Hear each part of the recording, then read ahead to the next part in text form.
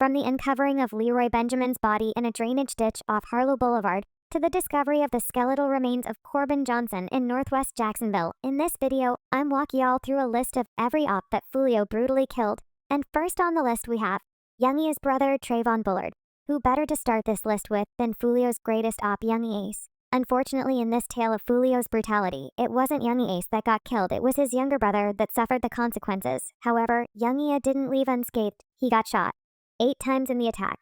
How did this go down? The night of June 5th, 2018 started as a celebration. Youngin Ace was out with his brother Trayvon Bullard and 2 close friends, Ryal, Devin Smith Jr., and Jacob Groover. They were out celebrating Trayvon's 18th birthday, a milestone that should have been filled with joy and laughter. As the night drew to a close, they decided to head home.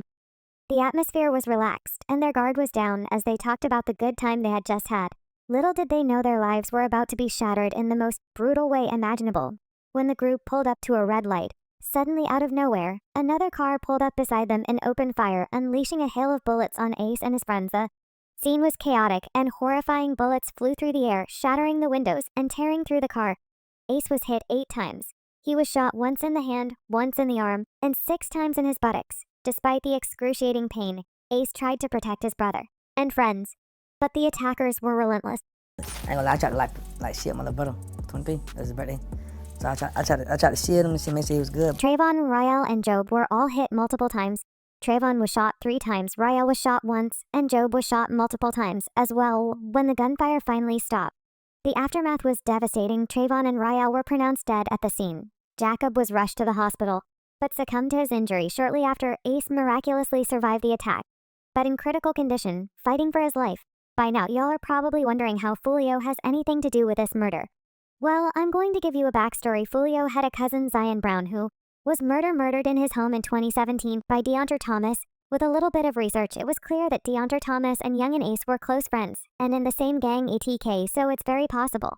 Corbin's friends Jerica Sims and another companion chatted with him via FaceTime. He mentioned he was waiting for a ride after his interview, and asked if they could get him something to eat according to the missing person report. Corbin's father, Corey Mormon, dropped him off at 5 o'clock. For another job interview with UPPS, 45 minutes later, Corey picked him up and brought him to his mother's house on Biscayne Bay Circle. Melissa Mormon, Jack Corbin's mother, saw him for the last time at 9:30 p.m. That night, his dad explained to cops that he sent him a text message the next morning around 8:45 am. But I never got a response. That was unusual for him. When Corbin failed to respond to his father's text, concern began to grow by 6:30 p.m. On July 13th, Corbin's family officially reported him missing. The Jacksonville Sheriff's Office launched an investigation, but despite their efforts, no leads emerged for an entire year. Corbin's trail went cold. The community rallied together, organizing search parties and spreading awareness.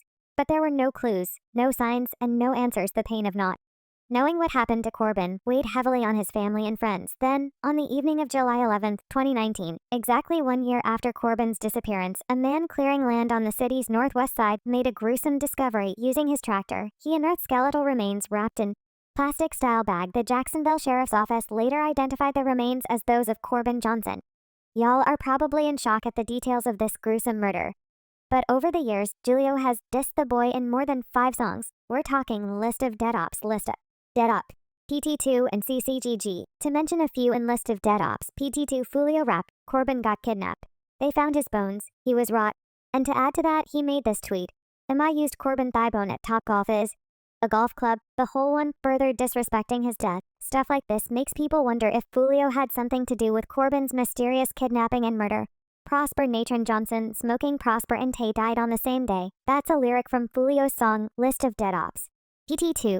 While it's not uncommon for them to talk fake or lie in their songs, this particular lyric is just too bold to ignore, almost like a clear admission to the crime, stirring up rumors that he killed them or had some of his gang members and Katie do the job. How was Prosper killed? The shooting took place in the 7,300 block of Linda Drive, just northwest of Lim Turner and Interstate 95. It was Sunday evening around 9 o'clock p.m. on Linda Drive, when 3 men were ambushed and riddled with bullets, leaving the 3 men dead and 2 women injured. The victims of this horrific incident were 17-year-old Prosper Nathan Johnson, 26-year-old Bobby Norris, 3 and 20-year-old Dihai. One woman who was a witness said she saw bodies lying on the street and compared the shootout to a war zone. The parking lot of the nearby apartment complex quickly filled with concerned residents and onlookers, all desperate to find out if their loved ones were among the victims. The scene was chaotic, with people frantically searching for answers when the police, medical assistants arrived. Pro Asper, Enron Johnson, Bobby Norris, 3, and D. High were all pronounced dead at the scene. The 2 women caught in the crossfire were taken to UF Health Jacksonville.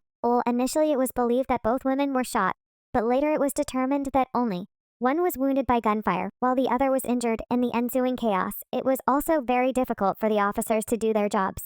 Investigation was slow, as residents were reluctant to speak due to fear for their safety. Police found a bullet hole in one car and 2 flat tires on another, likely caused during the shooting. However, the police gave no notice, and no arrests were reported. The neighborhood had seen its share of violence the December before the shooting. 53-year-old Ahmad Miles Franklin was shot and killed while waiting for a child to return home. In July 2009, 23-year-old Kelly Richard Hill was found dead in his car with a bullet hole in the window. These incidents have left residents feeling unsafe and desperate for change. Big Baby Dion Crowden was a 16-year-old student at Rains High School in Jacksonville, Florida. He was actively involved in the Grand Park Athletic Association, where he played football.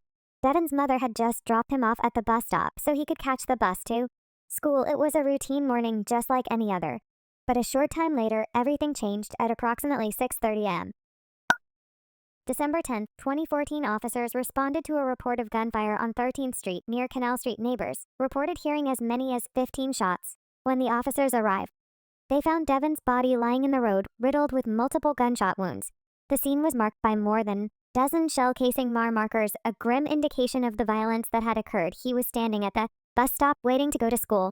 Not sell drugs, go to school. And he got shot and killed. That's a problem, said neighbor Daryl Alluston, who knew Crowe. How was Fio connected to this incident before he was killed? Foolio, in a series of interviews, explained the time he got shot at 15. The story goes that he had a fight in his school, and because of the fight, he was expelled and had to transfer to another school in Jacksonville. This school, however, happened to be in his ops neighborhood.